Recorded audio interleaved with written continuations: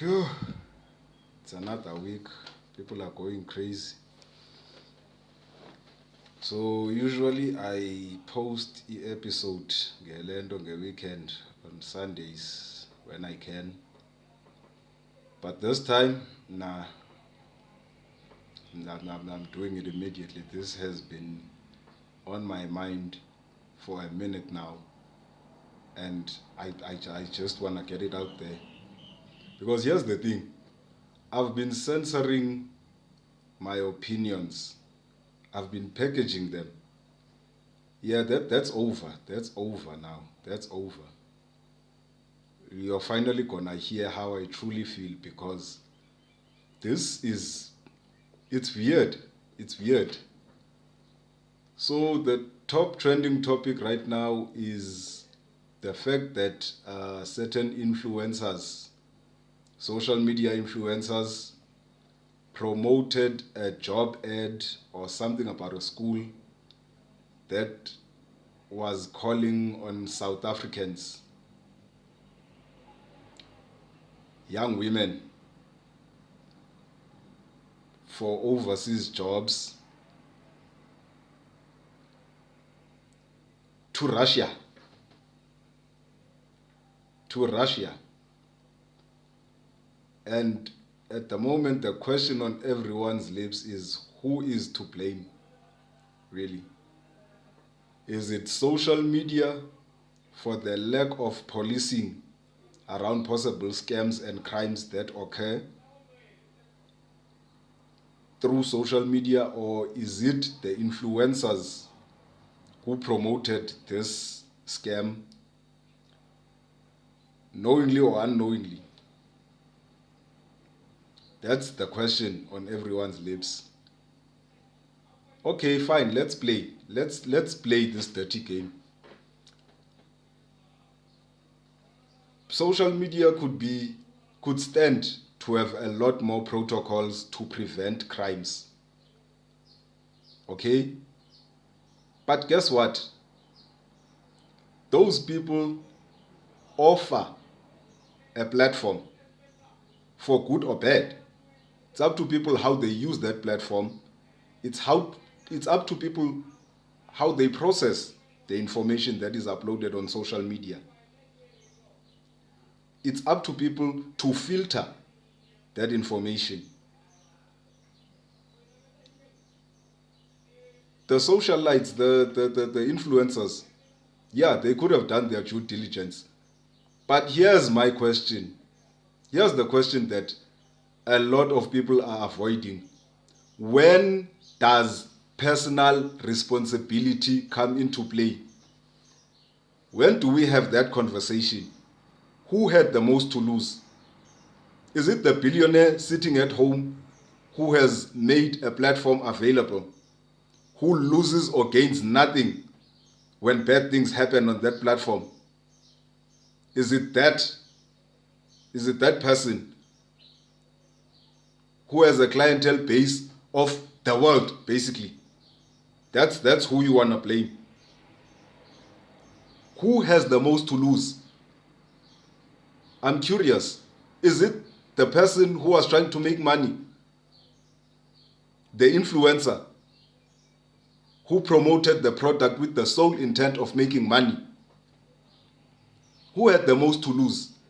Or maybe, just maybe, I'm putting it out there, is it the person who was sitting at home who thought it was a good idea to go to a foreign country with a language they've never spoken, never heard of, without at least asking, can I speak to someone who is there participating in this job program, benefiting from it?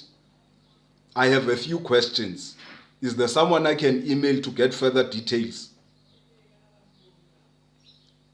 Who has the most to lose? That's what I'd love to know. Who stands to lose the most? The person flying across the world to another country, a country at war that has sanctions. Does Russia not have people that need jobs that they have to recruit South Africans? Did that not click? Why are they recruiting me? What is this job specialty that I have that other Russians don't have in their own country? Does Russia have a problem of overemployment? Those are questions. No one wants to ask the real question. When does personal responsibility come into play? Better yet, here's a question. How many white young women were involved or participated in this job search? How many of them were trafficked? How many of them ended up in a war factory? How many colored? How many Indians? Okay, fine. Yearly, the stats yearly. How many white women are kidnapped and trafficked? How many Indian? How many colored? It's a simple question. I just would love to know the stats. Because people pretend to be ignorant of reality, and then when the bill comes, they look to point fingers. But see, the amazing thing is when you point fingers, 3 of them are pointed at you. 3 of them are pointing right at you. How many of us promoted sexually explicit content on social media by liking it, sharing it, commenting on it? How many of us searched for a sex tape Kasi and Bougie?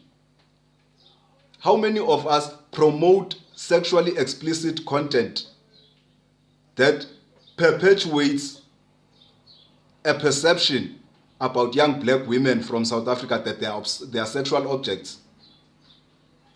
Your TV shows, the ones that you like, what are they saying?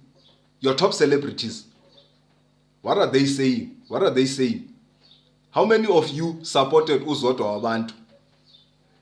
Perpetuating the stereotype that black women are sexual objects. We've allowed conventional and social media to portray young black women in a sexual manner, to dehumanize our women. That's us. That's us. That's us. I just have the courage to admit that I'm part of the problem also, just like everybody else who refuses to acknowledge it.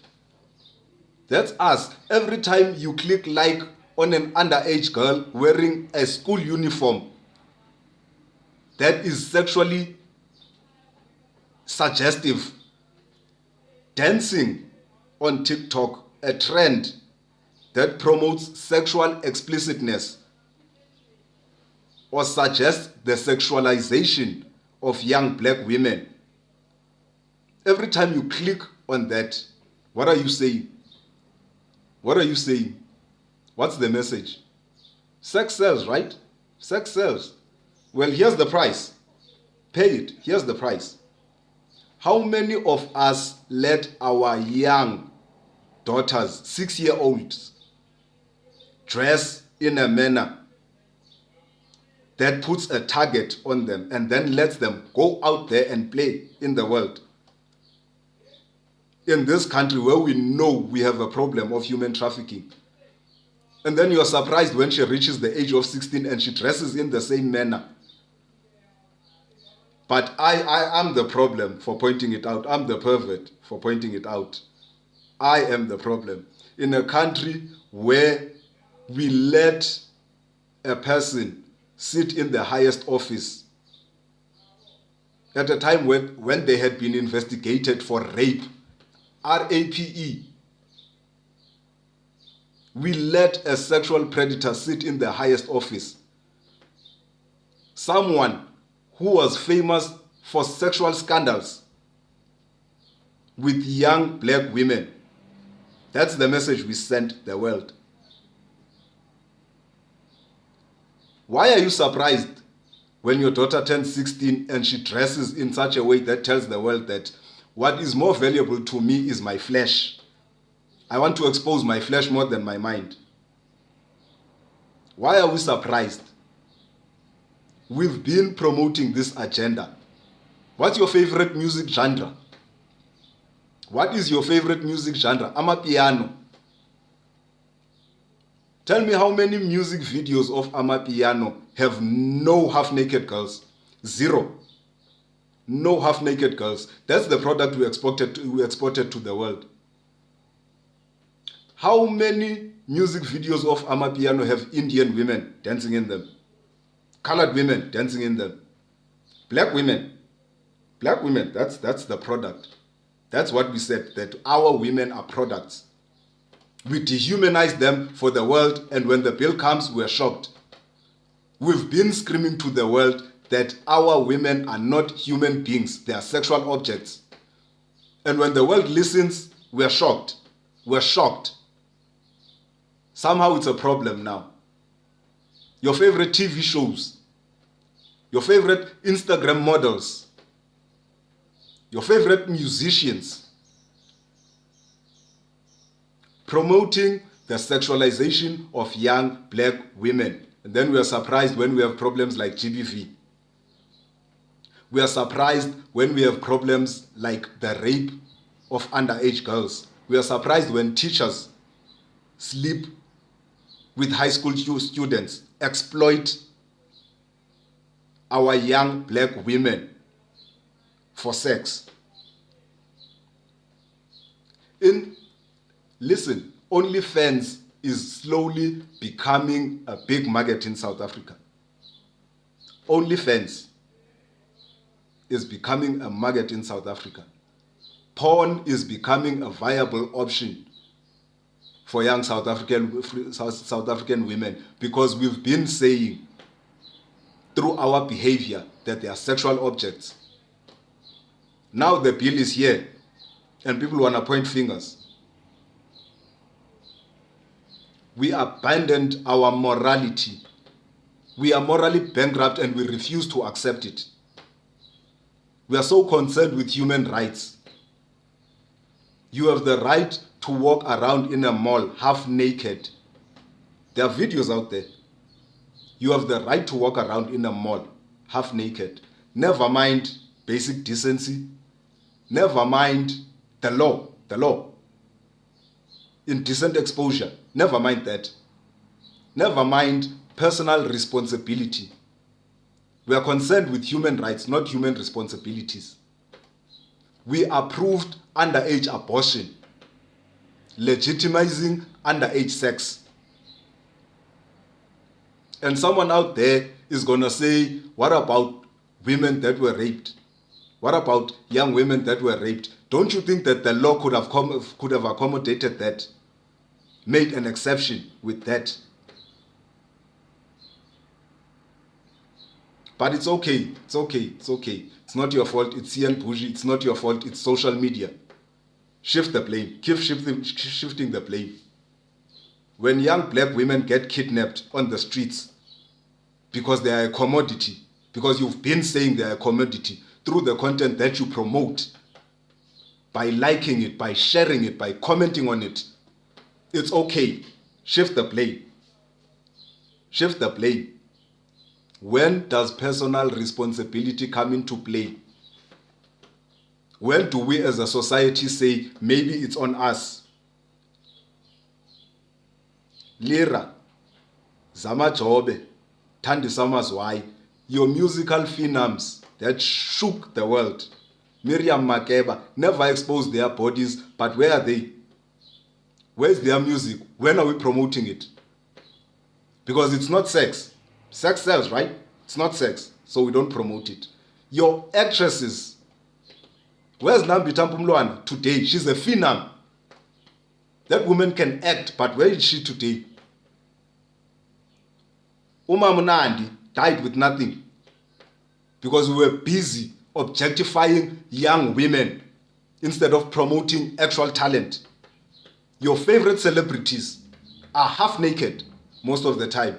Your favorite female celebrities are half naked, exposing themselves to the world and telling the world that young South African women are sexual objects. Where is the personal responsibility? When do we start pointing the finger at us and saying, this is us, this is on us, we did this? When? Our politicians, our very own politicians refuse to protect our young black women. Today, there's no gender-based violence offenders list. Sex offenders list, they don't even promote that so that women know everywhere that around them they may be sexual predators. They don't even promote that. It's just there, available, if you want to see it. They won't let you know that it exists. You can't go to your nearest police station and find it plugged on a wall. You can't. You can't find it at the clinic plugged on a wall. They don't promote that information for you to know. That's your government. That's who you vote for. Why are you surprised? Why are you surprised when the world starts listening to us and recognizing that we are sending a message through what we promote? The biggest musical genre right now, Amapiano, promotes the sexualization of young black women. We are saying day in and day out to the world that we don't care what our women think, we care how they look. We care about their flesh. Then we become shocked when there's teenage pregnancy, when young women are raped, when young women fall into prostitution, when they are trafficked. Foreigners came into this country and they've been saying, hi, South African women have no morals. We did it before them. We did it before them. We put our young South African women in danger through the content that we prefer. We did it. We did it. What's the biggest phrase in this country? What's the most trendy phrase? It's been trending. Slay queen. What's that? What's that? Tell me what's that? What's that? Having relationships with men where the foundation, the basis of the relationship is money and sex. That's it. That's it.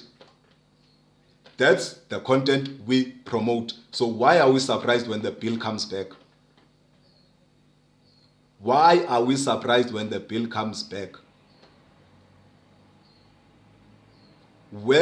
Listen, we say women are imbogoto. We've been hitting that mbogoto with a hammer and it's breaking. It's slowly breaking. We've been hitting that mbogoto with a hammer. Your favorite club is full of half-naked women. Your favorite club is full of half-naked women. And every time they have a show and they promote and they bring celebrities, you go out there for the women. You don't care about them. You just want to sleep with them and forget them as quickly as possible. Biggest phrase right now, indoda must. Indoda must. Promoting entitlement from young black women. Financial entitlement. Flip the coin. Flip the coin. What's the other side of the coin? Possessiveness, abusiveness, physical abusiveness, sexual exploitation. That's the other side of that coin. Flip it. Be realistic. Be true. Be honest. We did this. Not social media. The algorithm promotes what you prefer. It promotes what you prefer. If you unfollowed everyone right now, everyone that you follow, deleted your account, started a new account, and only searched mathematical problems, that's what social media would promote to you. They promote what sells, and you told them that the sex of young black women sells. We've been shifting the blame. We have been shifting the blame and pushing black female role models aside for sexual objects, for women that promote sexual objectivity of young black women. We've been doing that. That's us. That's us. That's not Mark Zuckerberg. That's not the CEO of YouTube. That's us. That's us. And I'm not talking about black men. I'm talking about black society. All of us, women, men, young, old, we've been doing that. We have concepts like a blesser, a blesser, a blesser. Make it make sense. Break it down. Break it down. A blesser is a John. It's a John. It's someone who is looking for young black women who will exchange sex for money or monetary value. Whether it's gifts or whatever you want to call it, that's what a blesser is. We've been promoting that on TV. The content that our young black women consume. 13-year-olds dancing on TikTok. What are the dance moves? What are the dance moves? Tell me, what are the dance moves? Sexually explicit, sexually suggestive. And now we're shocked. Now we're shocked. Now that the bill comes, we're shocked. We don't promote politics in this country. We don't promote education in this country. We don't promote moral value. We don't promote marriage. We don't promote loyalty. We don't promote creativity. We don't promote art. We promote sex. And we don't even promote, we think we promote money. We think we promote the love of money. But money, long-term money, wealth takes hard work. And we don't want to do the hard work. We don't want to promote that. We want to promote sex. That's what sells. That's what we've been selling. Morally bankrupt society. That's what we've been promoting. If you don't like what I have to say, I'm sorry. I have sisters. I need to look them in the eye. I'm sorry. Whatever. Fuck it. It is what it is. Come for me. I don't care. I don't give a shit anymore. It is what it is. I have sisters that I need to look in the eye and know that I said something. People have been tiptoeing around this issue like it's a new thing. Young black South African women have been getting kidnapped, have been trafficked. Now it's a trend. It's trendy now. It's trendy. You want to say something? It's trendy. Did you hate CN Bushi a month ago? Last year, did you hate her? Did you hate her? It's trending now. You want to say something. It's trending. You want to shift the blame. You want to point fingers. You want to shift the blame. Meanwhile, you're busy objectifying young black women through the content you consume. The politicians that you vote for, that tell you every day with their actions that they don't care about young black women. They don't. They've been telling us. And we don't care about young black women. That's the message that we sent to the world. And they listened. They listened. Why are you shocked? Why are you shocked? We did this. We did this. We put young black women in that position to be exploited. We said it's okay. We gave them that attention for sexually provocative clothing. I'm a crop top, I'm a bum shot. We promoted that. We promoted that. That's us as a society. You dressed your daughter in that way and let her walk out into the world. You looked at her as a guy crossing the street. You looked at her. You gave her attention and said, this is validation. What you are doing is right. We told them we don't care what they have to say. We don't care how brilliant their minds are. We told them. That's the message we sent. Why are we shocked? Why are we shocked? When does personal responsibility come into place as a country, as a nation, as a society, as an individual? When do we accept responsibility? I'm here. I'm willing to admit it. I'm brave enough to admit that I've been part of the problem, like everybody else. I'm willing to admit that. Are you? Are you, or do you want to bury your head in sand and pretend the problem doesn't exist until again there's another scandal like this, and then you wanna lift your head up and say something and point fingers? Just remember, 3 of them are pointed at you. Remember that 3 of them are pointed at you. This is disturbing the peace, and now I'm starting to disturb the peace. I've been censoring my opinion. Not on this. Not on this.